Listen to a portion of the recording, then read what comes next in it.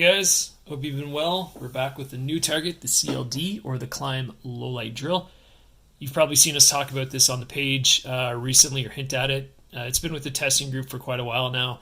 It's taken longer than I thought, primarily because the pandemic is keeping guys off the range, or ammo right now, if you can even find it, is insanely expensive.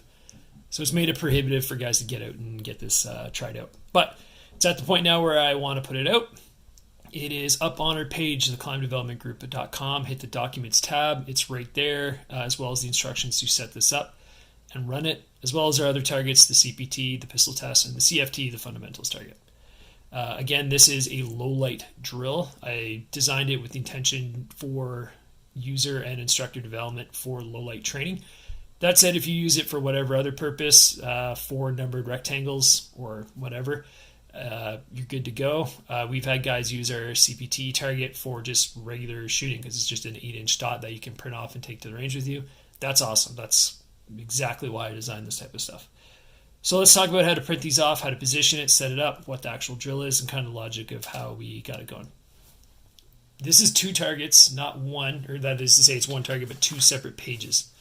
Okay? With two pages, you have to make sure that you've got one-sided printed enabled, because if you have two-sided printed, it's going to be on the same piece of paper. We got to turn this into 4 rectangles, so that's a no-go.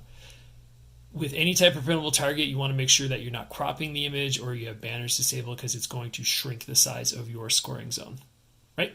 You're going to cut the target in half along the black line that divides the rectangles.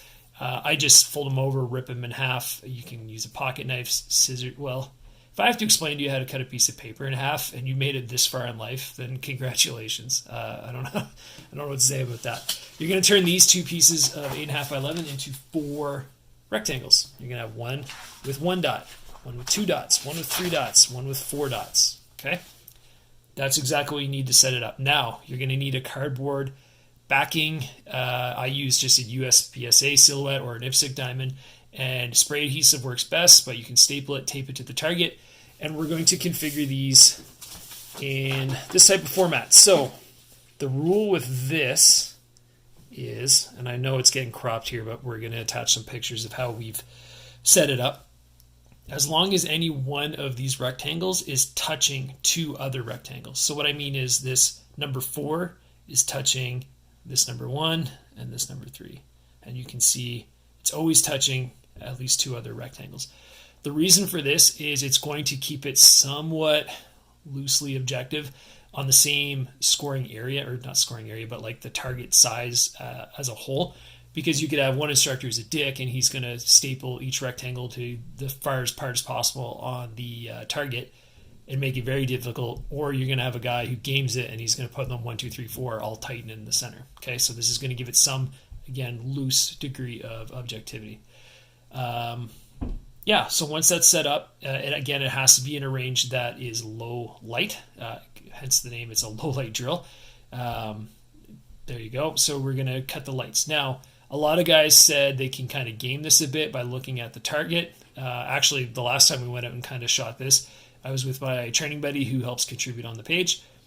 And he was like, hey man, I'm gaming this. I'm ready. I can learn the pattern. I can shoot this right away. Okay, well, the way we can deal with that is we can focus on something different in the dark so he forgets what the pattern is. Or if you're running a line, you actually set up, each candidate sets up their own lane, come back to the 5 meter line, okay, ready to shoot, shift 1 lane over to the right. And then they're not shooting on a target, they themselves actually shot. All right, so you're going to need 2 magazines of 10. So if you're shooting this with a handgun, 10 in each mag, or if you're shooting carbine, 10 in each mag. We always try to make our drills compliant with whatever laws. So like this will work with Canadian magazines for civilians. Carbine, we have a 5-round limit on semi-autos, but it doesn't even really matter anymore with the ban in effect. But for you guys in the States, it should help you be able to run through this. Okay, so you're back on the 5 meter line. Our start position is going to be with the handgun in the holster. If you're running this with a handheld light, like so, then you're going to have that in your support hand. And then if you're working with a carbine, it's going to be in the low ready position or at the feet of the threat, base of the target, or 45 degrees angled. Okay, if you want to shoot this in any other position, high ready compression, whatever, that's fine. The par time itself, there is no par time. It's just you want to be able to have measurement of running through this drill so you can see where you're developing or how you're progressing and stuff like that. All right. You cannot cast light until the shot timer goes off. So you get the beep. If you have the handheld light, hit the switch. If you hear that pack timer, now it's time to draw, hit the weapon mounted light, or bring the carbine up and hit the weapon mounted light. So that's when we can start processing the target, engaging it, and shooting it. Cool. All right. So here's the actual drill.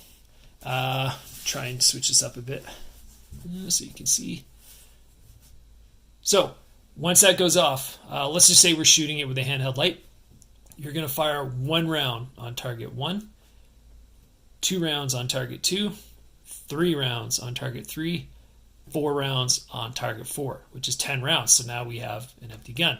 You're going to perform a open action reload, emergency reload, empty gun reload, whatever you call them.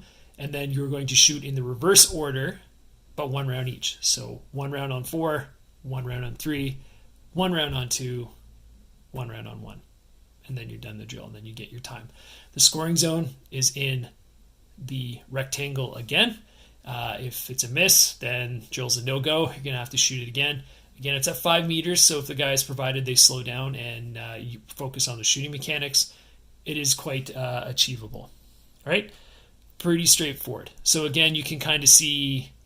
we'll actually talk about the logic, how I came up with this, and kind of the design of the target. You can see that they have different dots that are different degrees of gradients, okay? So rather than have a big number 1 or 2 or 3 or 4 on this, which is very easy, the mind says, yeah, that's number 4, I know that's the 4th target to engage.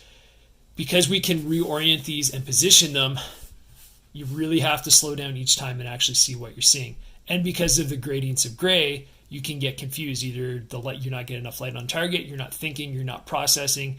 It can make things very, very difficult to shoot in the correct sequence. So if guys are messing the sequence up, it's because they're not slowing down enough to actually process what they're seeing. This is one of the big things that I try to impress upon low-light instructor development or low-light user development, is that provided the correct environment, we're diurnal creatures, which has meant that we're meant to do shit in the daytime, which means at nighttime our eyeballs don't work very well, and it's very difficult for us to see because we lack a lot of the organic advantages that animals have, like a tapetum or reflector in the eye. So yeah, we're generally bad at night, which is why we invented shit like flashlights and low light and night vision and all that other cool stuff. So it forces the guy to slow down, use the white light to actually see and get that visual data, and then turn that into knowledge that they can actually use to complete the drill. Okay? So they have to slow down and make sure that they're not getting tricked by the gradients, that they're checking the orientation of the target, and that they're seeing what they're seeing. Okay? We have to combine that with actual shooting mechanics, because a lot of guys don't shoot one-handed or strong hand only all the time, especially with a handheld light. And if you're not used to grabbing mags or ripping mags, doing reloads, stuff like that, then you're going to have a hard time with this. So it also forces you to have proper shooting mechanics, right? So 2 of the drills that I always used to run guys through is, one is the Jill drill by Bill Blowers. I just did that in a low light environment with a handheld light. And that forces guys to not only have the shooting mechanics, but they also have to have the manipulations. The problem with that drill is that it has no visual processing or data management or any of that other stuff I found lacking. So the other one that I also used was casino drill. Sorry, I got a newborn in the house, probably crying up there, so sorry if you're hearing that. I used to use the casino drill. The problem with that is it's like dialing an old phone number on the phone. You may not know the number, but you know the pattern on the phone that you need to press to call that number. So yeah, you shoot casino drill enough, you don't even need to think about that. So kind of the benefit of it was processing, but I find for experienced shooters, it's a moot point. They've already got that kind of honed in. So I used those 2 targets, found each one lacking what I needed, so I developed this one. Again, we're going to post some videos because this can be confusing for some guys to set up if they're not understanding how to correctly do it. And that's because the design is intentionally confusing, because it forces guys to actually slow down and process. But anyways, it's all there, climbdevelopmentgroup.com, documents tab, it's all good to go. So hit me up if you have any questions, and stay safe, guys. Bye.